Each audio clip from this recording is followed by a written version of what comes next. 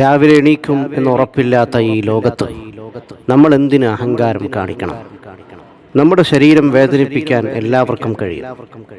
പക്ഷേ നമ്മുടെ മനസ്സിനെ വേദനിപ്പിക്കാൻ നമ്മൾ ജീവനു തുല്യം സ്നേഹിച്ചവർക്ക് മാത്രമേ കഴിയൂ. മായ്ച്ചു കളയണം ചില വാശികൾ, പറഞ്ഞു തീർക്കണം ചില പരിഭവങ്ങൾ, മാറ്റിക്കൊടുക്കണം ചില തെറ്റിദ്ധാരണകൾ. നാളെ നമ്മളിൽ ആരുണ്ടാവുമെന്ന് പറയാൻ പറ്റില്ല. ജീവിച്ചിരിക്കുമ്പോൾ എത്ര വലിയ വീട് വച്ചാലും, എത്ര വലിയ വാഹനങ്ങൾ സ്വന്തമാക്കിയാലും, എത്ര ബാങ്ക് ബാലൻസ് ഉണ്ടാക്കിയാലും കല്ലറകളുടെ വലിപ്പം തുല്യമായിരിക്കും. എളിമയോട് ജീവിക്കുക, പരസ്പരം സഹായിക്കുക, സ്നേഹം പകുത്തു നൽകുക. പഞ്ചസാരക്കും ഉപ്പിനും ഒരേ നിറമാണ്, പക്ഷേ രണ്ടിൻ്റെയും രുചി വളരെ വ്യത്യസ്തമാണ്.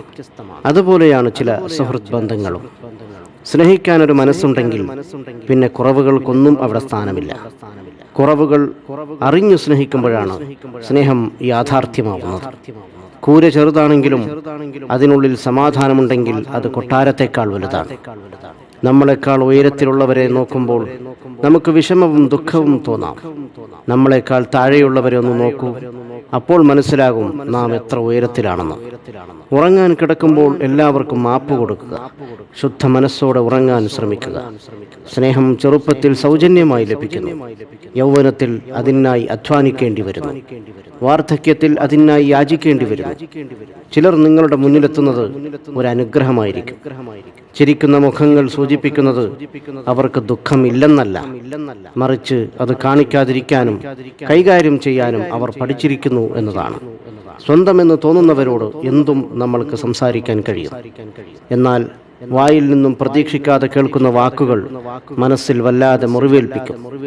ജീവിക്കാനുള്ള ഒരു അവസരവും പാഴാക്കരുത്. കാരണം ജീവിതം തന്നെ ഒരു അവസരമാണ്. ഒന്ന് കാലു തെന്നി വീണാൽ തീരുന്ന ജീവിതത്തിന് എന്തു ജാതി, എന്തു മതം, എന്തു നിറം. ശരീരത്തിൽ ജീവനുള്ളപ്പോൾ മുഖത്ത് നോക്കാൻ ആർക്കും സമയമില്ല. എന്നാൽ മരണപ്പെട്ടാൽ ആ മുഖം കാണാൻ തിരക്കുകൂട്ടുന്നു.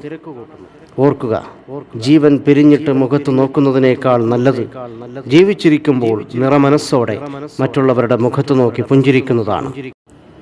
അനുഭവത്തെക്കാൾ വലിയൊരു പാഠവും ജീവിതത്തെക്കാൾ വലിയൊരു വിദ്യാലയവും ഈ ഭൂമിയിലില്ല.